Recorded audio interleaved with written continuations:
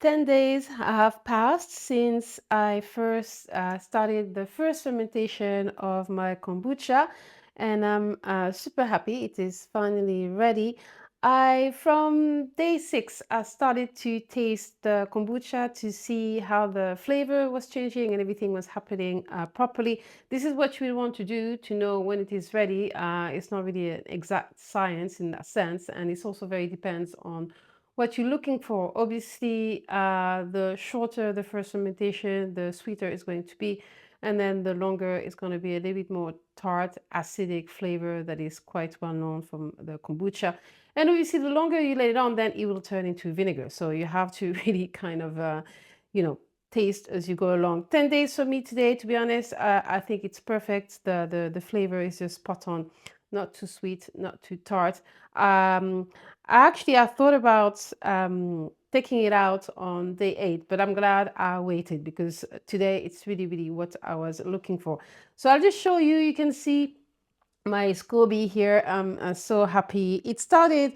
Some people say that if it stays at the bottom, then it's no good. It spent probably 6, 7 days in the bottom of my jar. Some of them float in the middle like this one. Some of them float at the top. It's really depends. Again, I don't think it's something that is exact for everything. But like I say, this spent a week at the bottom and then it slowly started to rise. I'll just show you. And there's another SCOBY that formed at the top. So I'm very happy. But it's looking healthy. Also, the way that you will know that the kombucha is ready, you can see that the color has changed as well. It's a little bit lighter. So first things first, I'm going to take out my SCOBY. One is going to go into my SCOBY hotel, and the other one I'm going to save to start another batch of kombucha after this. Here I have my SCOBY hotel or home. I'd rather call it home, to be honest, where my second SCOBY from making the original SCOBY for this came from, and it's doing very well. Like as you can see, like I was talking about, this is sitting right at the top, and it has been sitting at the top the whole time. So now I'm going to take out the second SCOBY that I have in there, which is not very big, and show you as well. It is so cool. So you can see, right, this one is a very thin one. But yes, I'm going to put it in my SCOBY home to find his new friends. There you go, buddy. And take out my other SCOBY, the one that I'm using to make my kombucha. Still a beauty. Wow, just love it. Looking beautiful. Okay, so that's done. And I'm going to wash my hands first. So now I'm just going to put the cloth back onto my SCOBY home to go back on the counter away from sunlight and just hang out.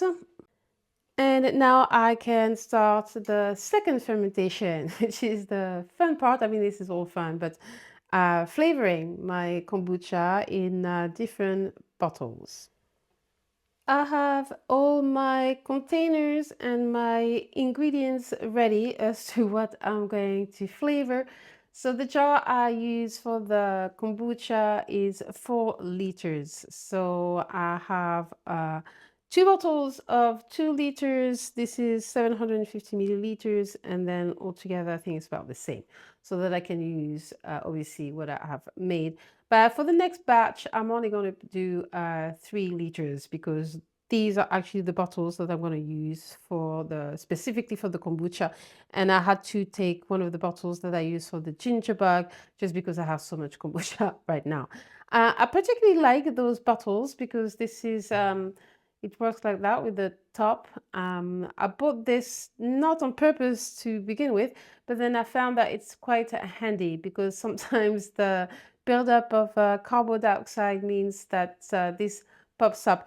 And with this, I can see when it's ready to be burped, right? Because this will rise slowly.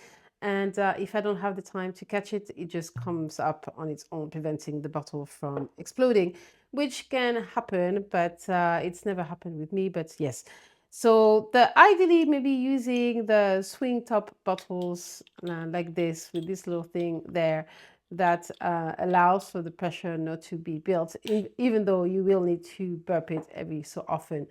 So I'm going to go ahead and flavor my kombucha.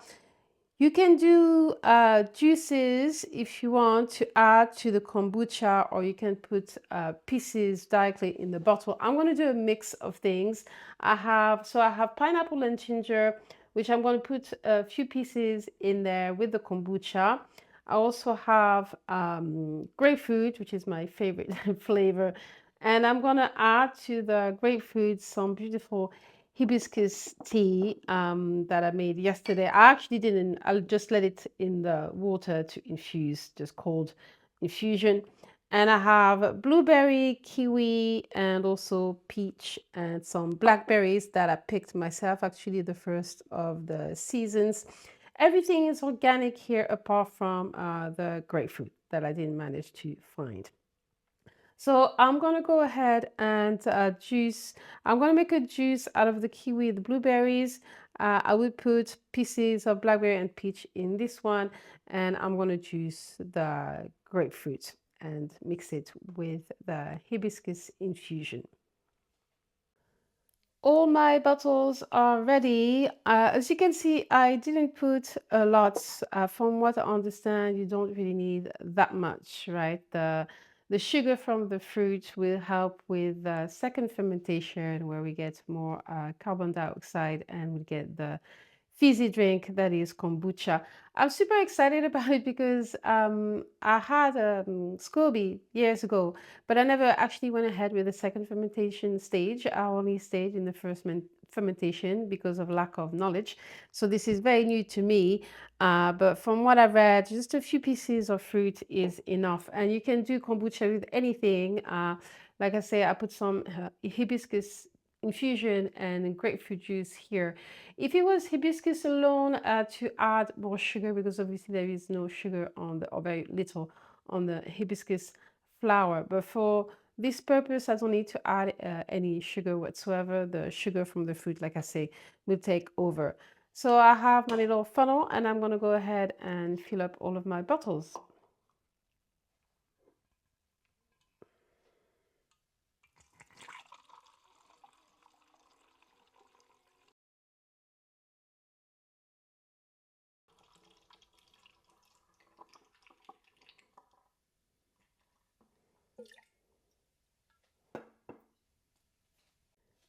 This looks absolutely beautiful already. I'm ready to drink it. I don't know if you can see here, but there's a little bit of the mother, the stringy bit of the kombucha that got into that bottle, which is absolutely fine.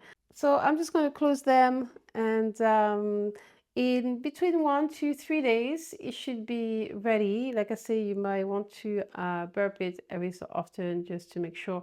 And when you fill it up, to make sure that you leave a little bit of space for when you open it up.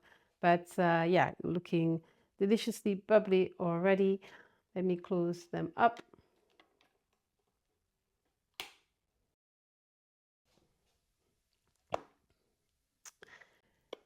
And that's it.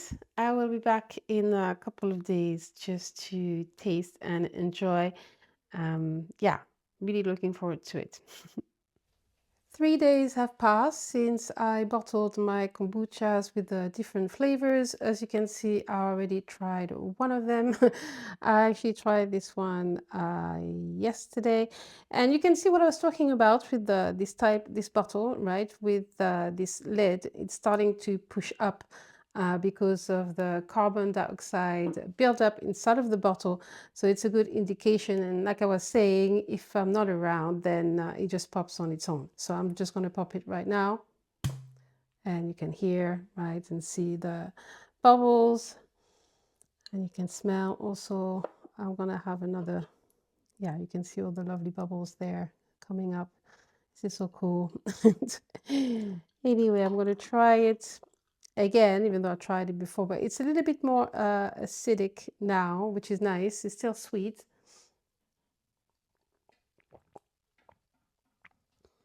Yeah, super good. Although this flavor, the peach, and this was the peach and blackberry, and now it comes through a little bit more, but at the beginning not so much. Very good. Let's open the others. I'm excited to try this is probably going to be my favorite, grapefruit with the hibiscus. Whoops. So nice, and you can see the bubbles coming up. Way! This is so fun. So let me taste.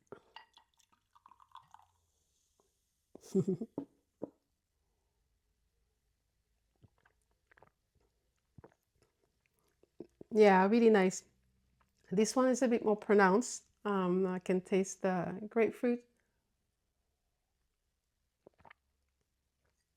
Delicious.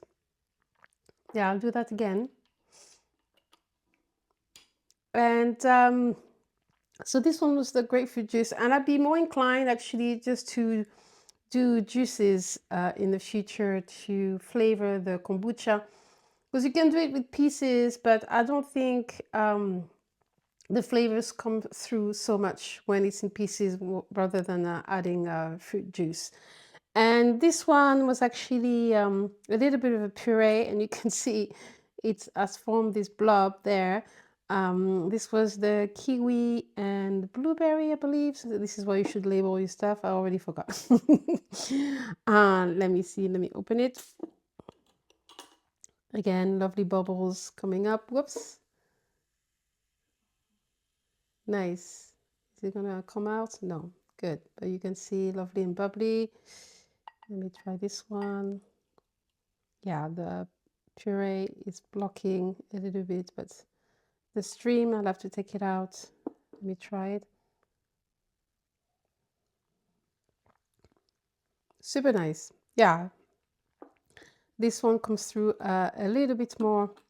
So all in all, success. You can see also, I wanted to show you like at the bottom, right? You can see the sediment from very typical of the kombucha or making vinegar, that kind of stuff. So very happy. Well, while I'm at it, let me try this one. Might as well. Here we go. Woo! Would have been a shame not to try it. It's interesting to see how some of them are like bubblier than others, depending on the sugar content. This was like, yeah, pineapple and ginger. So the pineapple has a lot of sugar.